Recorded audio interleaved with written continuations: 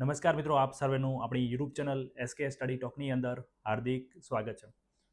મિત્રો, આપણે TAT એચએસનું paper લેવાઈ ગયું મેન્સનું. હવે બધા મિત્રો જે ટાટ સેકન્ડરીની અંદર પાસ છે એ લોકો તૈયારી કરી રહ્યા હશે અને પ્રશ્ન હશે કેમ કે શું વાંચવું, થોડુંક આયોજનમાં કઈ રીતનું કરવું, કે એક પેપર લેવાઈ ગયો એટલે એના આધારે કઈ કઈ બાબતોનું ધ્યાન રાખવું.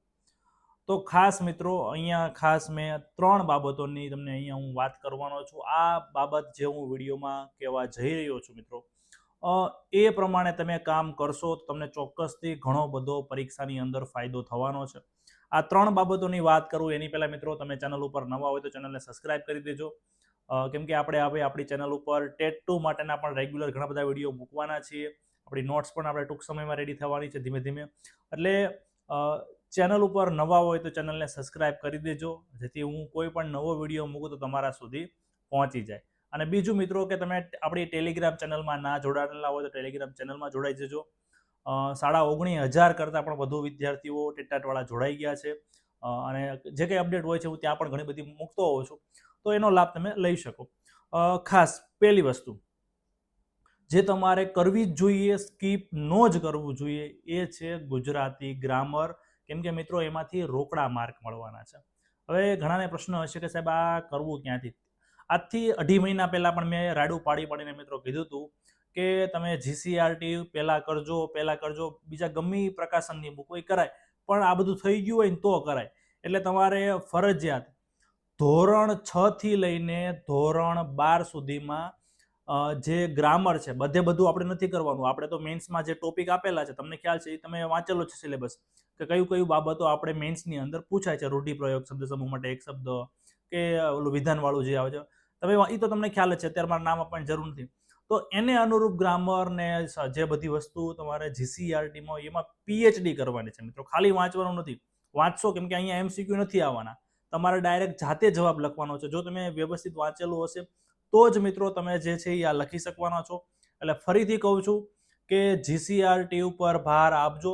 તમારામાંથી ઘણા એવા હશે કે સાહેબ ટાટ એચએસમાં તો અત્યારે GCRTમાંથી ઘણા બધા ગ્રામરના પ્રશ્નો પૂછાઈ ગયા, એટલે હવે એકવાર પૂછાઈ ગયું એટલે હવે બીજી વાર ન પૂછે. મિત્રો દરેક વખતે આવું જ હોય છે, GCRTમાંથી પ્રશ્નો નીકળે. હું તમને એક ઉદાહરણ આપું. 2023માં ટેટ 2નું પેપર હતું, નહીં તો 12 માર્કનું પૂછાણેલું. આ વખતે ટાટ એસનું પેપર હતું, એમાંય ઘણા બધા માર્કનું જે છે 11-12 મનોવિજ્ઞાનમાંથી પૂછાણેલું. અત્યારે તમે જુઓ ટાટ એચએસનું પેપર ગુજરાતીમાં વ્યાકરણ ઘણું બધું પૂછાણેલું. ટૂંકમાં રાજ્ય પરીક્ષાનો પેપર, રાજ્ય પરીક્ષા બોર્ડનું પેપર હોય એટલે GCRTમાંથી પ્રશ્નો નીકળે. એટલે કહું છું કે PhD કરી નાખજો. બીજું, કરંટ બાબતો. તમે મિત્રો નિબંધ જોયો હશે પેપર 1ની અંદર 3 નિબંધો પૂછાયેલા અને આપણી જે નોટ્સ આપણે આપેલી એની અંદરથી 2 જેટલા નિબંધો હતા. આપણો સંક્ષેપીકરણ જે આપણે આપેલી નોટ્સથી બેઠો ફકરો આપણી નોટ્સમાંથી હતો. પણ તમે ઓબ્ઝર્વેશન કર્યું મિત્રો કે પેપરમાં 3 નિબંધ કે બીજી બધી બાબતો કરંટ મુદ્દા ઉપર, AI છે અત્યારનો ટ્રેન્ડિંગ મુદ્દો, AI થી તમે જુઓ રીલું બધી AI થી આવતી હોય. બીજું ઝેનઝી, અત્યારે કેટલું મોટું જંતર મંતર ઉપર પ્રોટેસ્ટ થયેલું ઝેનઝીનું, આખું મહિનો જે ઝેનઝી ચર્ચામાં રહેલો, એટલે એ મુદ્દો બહુ ચર્ચામાં રહેલો. અને ત્રીજો મુદ્દો હતો આપણે અત્યારે રાજ્ય સરકારે લક્ષ્યાંક રાખેલો છે વિકસિત ભારત 2047. તો એના આધારે એ ફિક્સ થઈ ગયું મિત્રો કે પેપર સેટરને અત્યારના જે બહુ જ ચર્ચામાં રહેલા મુદ્દા છે એ પેપરમાં પૂછવાની બહુ એમને ધગસ છે. અને એવું લાગે છે કે હજી ફરીથી આવું બની શકે છે કે તમે ટાટ એસની અંદર જે ચર્ચા કરો, પ્રેક્ટિસ કરો છો નિબંધની બધી કરંટ મુદ્દા અત્યારે જે ખૂબ જ ચર્ચામાં રહેલા હોય, એ પછી યોજના હોય કે ગમે એ હોય, જે વસ્તુ અત્યારે મિત્રો ચર્ચામાં રહેલી છે એ બાબત ઉપર ખાસ ભાર આપજો. પૂરેપૂરી શક્યતા છે કે ટાટ એસના પેપરમાં પણ અત્યારના, અને એમાંય તે મિત્રો ખાસ જો અત્યારે NEP 2020નો નિબંધ કેવું નથી આવ્યું, એટલે એના હું એમ ન કહેતો કે બેઠો એમ કે NEP 2020 વચ્ચે નિબંધ લખો, એવી ડાયરેક્ટ નહીં પૂછાય. ઇનડાયરેક્ટલી NEP 2020 હવે જે છે એ ટાટ એસની અંદર આવશે. પણ એ સિવાય પણ ઘણા બધા અત્યારે ચર્ચામાં રહેતા મુદ્દા છે જે અત્યારે ટાટ એચએસની અંદર નથી આવ્યા. તો ખાસ તમારી રીતે, એ સિવાય હું ફરીથી હજી ઘણો સમય છે, મારી રીતે એનાલિસિસ કરીને પણ નિબંધ તમને ફરીથી આપવાનો છું. અને ત્રીજી વસ્તુ, પદ્ધતિશાસ્ત્ર. આ બહુ અગત્યનું છે મિત્રો, કેમ કે પેપર 2ની અંદર તમારે બધાને અલગ અલગ વિષય હશે, અલગ અલગ પેપર આપવાનું છે, એટલે અલગ અલગ પ્રશ્નો નીકળવાના છે.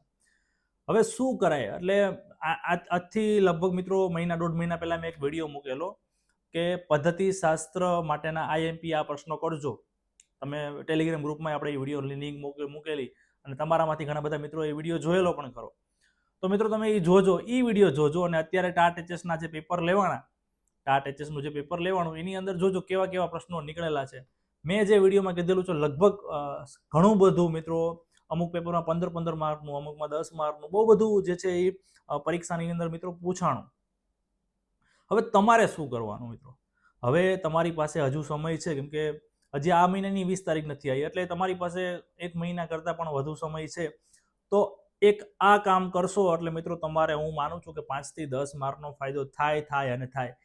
એક આ કામ આ કરજો કે રાજ્ય પરીક્ષા બોર્ડે ટાટ એચએસના જેટલા પણ પેપર લીધા, બધા વિષયના તમારા પાસે હોવા જોઈએ, કાં તો પીડીએફ સ્વરૂપે હોવા જોઈએ. એમાં પેપર 2માં પદ્ધતિ શાસ્ત્રના કયા કયા પ્રશ્નો પૂછાણા એનું લિસ્ટ રાખો. બીજું, જે પ્રશ્ન પૂછાણો છે એ પ્રશ્ન કયા ટોપિકમાંથી આવ્યો છે એનું લિસ્ટ રાખો. અને એ બધા ટોપિક એ પ્રશ્નની મુજબ બધું રેડી કરી નાખો. એક ઉદાહરણ આપું. ઉદાહરણ તરીકે માઇક્રો ટીચિંગનું પ્રશ્ન પૂછાણો કૌશલ્યનું, ધારો કે કાપા કાર્ય કૌશલ્ય, તો તમે વ્યવસ્થિત માઇક્રો ટીચિંગ આખું કરી નાખો, એના લક્ષણો, એના સોપાનો, તમામ કૌશલ્યો. એવી રીતે ટાટ એચએસમાં જેટલા પણ પ્રશ્નો પૂછાણા છે મિત્રો, આવી રીતે તમે તૈયારી કરશો ને એટલે એની બહાર પ્રશ્ન જવાની શક્યતા સાવ નહીવત છે. સાવ નહીવત. તમારા પેપરમાં જે પ્રશ્નો આવશે ને ટાટ એસની અંદર, એ લગભગ તમે જે આ પ્રમાણે તૈયારી કરી હશે એટલે નીકળશે. મિત્રો આવું મેં કરેલું છે, મારી તૈયારી વખતે મેં આ કરેલું છે, એટલે કહું છું કે આ ટાટ. અને બીજું, હજી આટલું થઈ, ઘણા કે સાહેબ આટલું થઈ જાય પછી કઈ કરીએ ગયું, તો ચોક્કસથી મેં જે આઈએમપી આપ્યા હતા એમાં જે પ્રશ્નો બાકી હોય તો એ કરી નાખજો. લગભગ તમારે બીજું કંઈ કરવાની જરૂર નહીં રહે. બાકી કન્ટેન્ટ ઉપર ફોકસ કરજો, કેમ કે કન્ટેન્ટ જ તમને સરકારી શિક્ષક બનાવશે, કેમ કે એમાં તો માર્ક કપાવા જ ન જોઈએ. જો હજી અધઘસરું હોય, થોડું કાચું હોય તો હજી રિવિઝનનો સમય છે. મેક્સિમમ પ્રેક્ટિસ કરો, મેક્સિમમ લખીને યાદ કરો. ચોક્કસથી મિત્રો તમે મહેનત કરશો તો સફળતા મળશે. તો મિત્રો મેં 3 બાબતની વાત કરી. આ 3 બાબત મિત્રો તમે સરખી રીતે વાંચશો, લખશો અને પ્રેક્ટિસ કરશો તો મિત્રો તમને ચોક્કસથી ફાયદો થવાનો છે અને તમારું જે સરકારી શિક્ષક બનવાનું સપનું છે એ પૂરું થશે. તો આ વિડીયોમાં આટલું જ મિત્રો. ફરી એક વખત તમે આ વિડીયો ઉપર નવા હોય, વિડીયો ગમ્યો હોય તો વિડીયોને લાઇક કરજો અને ચેનલને સબસ્ક્રાઇબ ના કરી હોય તો ચેનલને સબસ્ક્રાઇબ કરી દેજો. આવી જ રીતે આપણે ઘણા બધા વિડીયો હવે ટેટ 2ના પણ રેગ્યુલર મૂકવાના છીએ, એટલે જે કંઈ વિડીયો હું નવો મૂકું તો તમારા સુધી પહોંચી જાય. ધન્યવાદ.